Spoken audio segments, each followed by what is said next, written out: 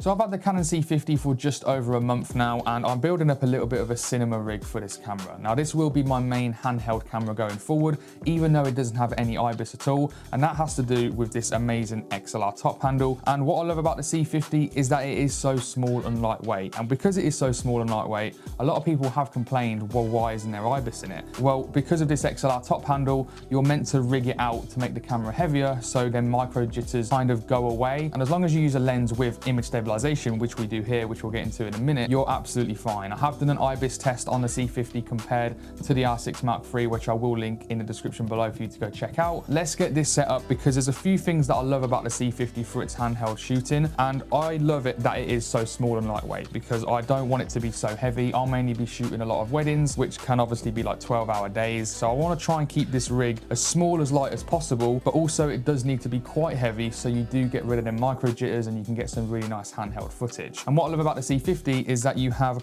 1/4-20 mounts on the left and the right, so I'm actually going to make this cinema rig without a camera cage. So the first thing I'm going to be using is this PGY Tech quick release plate. It's just really quick and really easy, and that is what I'm going to be using first. And then obviously let's get this top handle on as well, which is, like I said, I absolutely love this XLR top handle. It's actually the only RF cinema camera that has full XLR ports. The Canon C400, the Canon C80 have mini XLR ports, and the R5C doesn't have any XLR ports. So it's weird to say that the C50 is actually the only cinema camera in the RF lineup that can use full XLR ports, and that's just what I love. My main style is definitely handheld shooting over a gimbal. I love the documentary style. I love using the XLR port so I can get a really nice shotgun mic with this rig, and I can get some really nice sound bites to play in the edit. We've got the XLR handle, we've got the bottom plate. Well, what lens am I going to be using? So there's going to be mainly two lenses that I will be using with the C50 handheld. The first one is going to be my brand new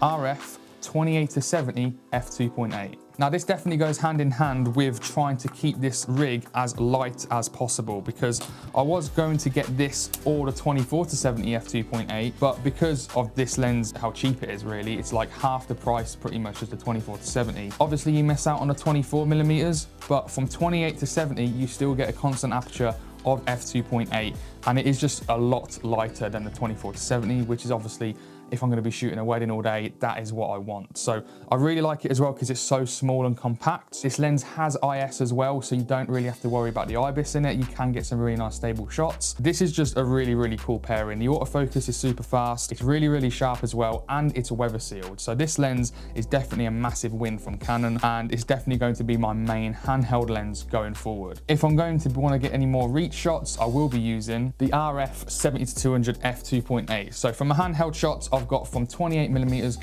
all the way up to 200mm. I love using this lens at the ceremony. I love using this lens for speeches. I love using this lens just to get some really cool, nice portrait shots. This lens is a dream lens, and it kind of goes hand in hand with the 28-70 because I used to have the EF 70-200 and that thing was an absolute brick. This lens on the RF version is so light, and that's what I love about it.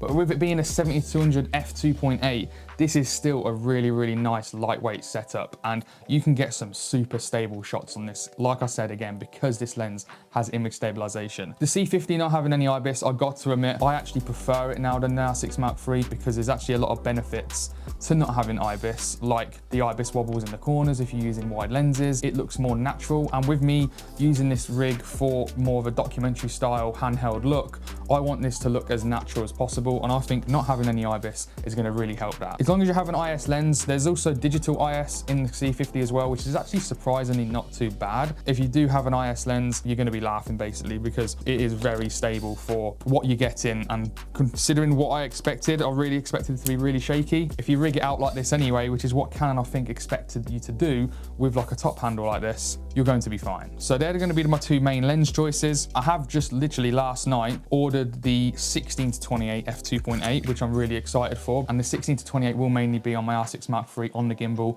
But if I do want to get a nice real handheld wide shot, That's got IS as well, and that will pair perfectly with this rig because it's the exact same size, and I think it's the same weight as well as this 28-70. Right, so now because I want to keep this rig as light and as small as possible, this next item on the list is quite expensive for what it is, but it has been an absolute game changer with me to try and actually mount up a V-mount battery, because a V-mount battery to this rig is so crucial. But the actual mount that I'm going to be using is this newer like V-mount battery plate, so I don't need to get any rods, I don't need to connect up like a base plate or anything. All I have is this one little plate which the Arca Swiss can go straight in to the center, and now you've got your V-mount plate on the back. You don't have to put a cage on, you don't have to put the rods on, like I said, it's just straight on and you're ready to go. Put it down as well so you can get your screen out and lock this in place, and now I've got my V-mount battery, if I can get it on the back of my C50. And depending on how front heavy you are, for example, if I am using the 7200, it's gonna be a bit more front heavy. You can actually change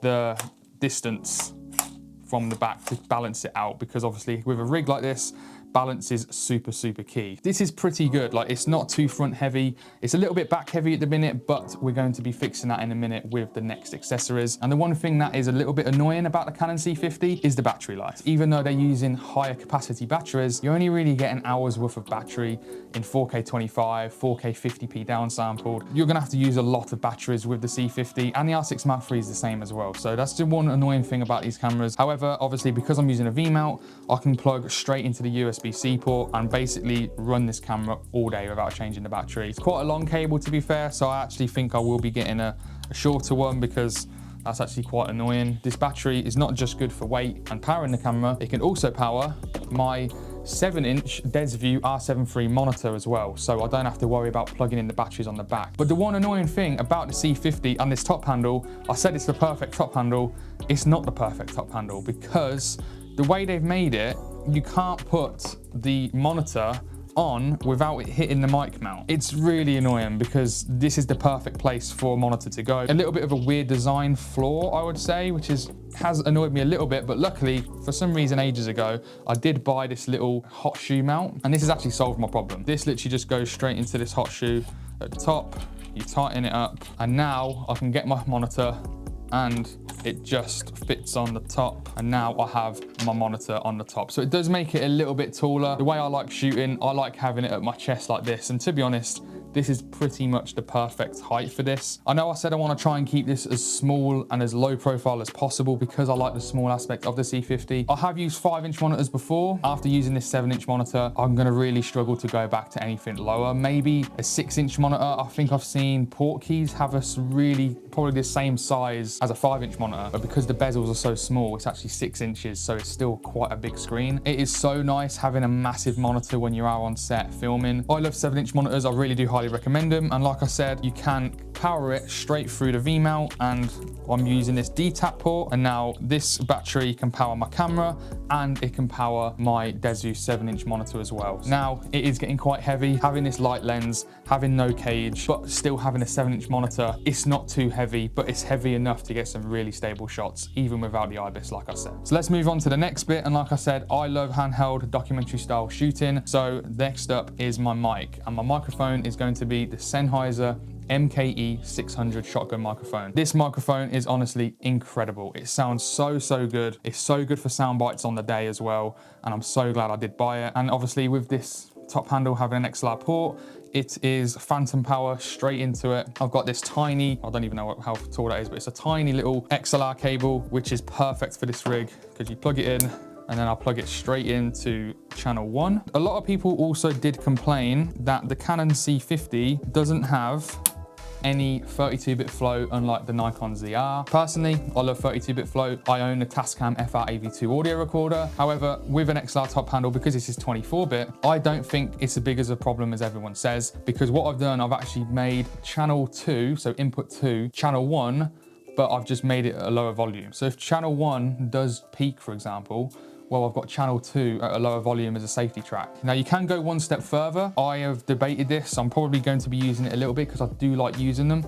And that is just using this side handle. Now with this side handle, obviously normally you have to use a cage, but like I said earlier at the start of the video, you have 1/4-20 mounts around the entire camera body. And I would actually recommend getting a little bit of a better one because unfortunately with this one at the minute, I have blocked the mic jack port. So now I've got 1 point of contact, 2 points of contact, or if I'm on the lens, 2 points of contact, and I can use the battery against my chest. And now I've got image stabilized lens. I've got a really handheld stable rig. I've got a lovely 7-inch monitor right in front of me. Sennheiser MKE 600 shotgun microphone, which is being phantom powered. I can get low angle shots using the top handle. I love that top handle recording. I don't know why the C400 and the C80 don't have it. I think that was very definitely a missed opportunity. Again, I do need to try and kind of figure out the cable situation because it is a little bit messy at the minute. But what I do like about the C50 and not having a cage on, all I have to do is unscrew the side handle if I am using it, slide the V-mount out, unplug the cables, and then in theory, all I have to do is take off the top handle.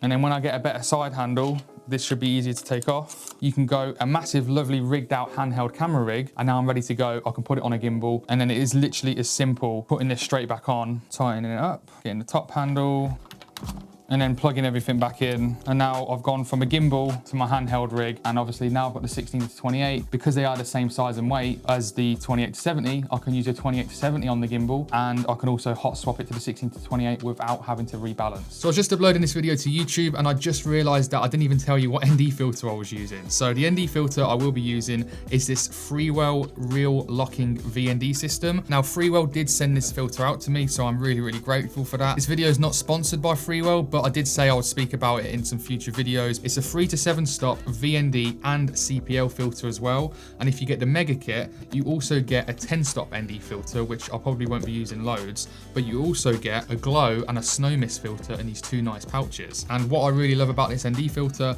is how quickly you can put this on. You just lock it in place. So you hold these 2 things down, you put it over the top, and now you've got your ND filter on, and you can change it from 3 to 7 stops. It's really, really cool, really, really quick as well. And what I like about this system is that it's completely stackable. So if, for example, a lot of my wedding films that I shot last year, I actually used a mist filter, even when I was outside, because I wanted to go for that look. And these filters literally just lock on top of each other, just like that. Super, super quickly, super, super easily. You can just take the ND filter off, and then you can just pop on the snow or mist filter onto the front of the camera straight away. It's really, really quick. It's really, really easy.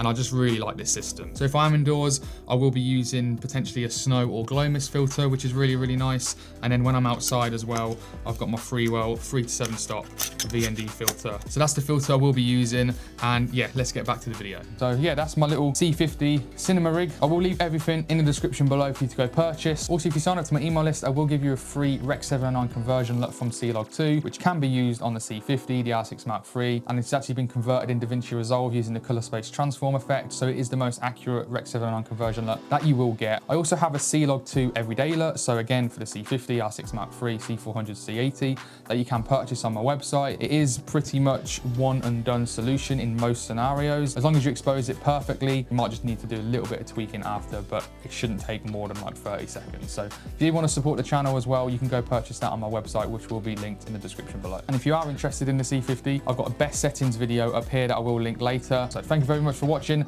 you did enjoy, hit that subscribe button, and I'll see you on the next one. See you later.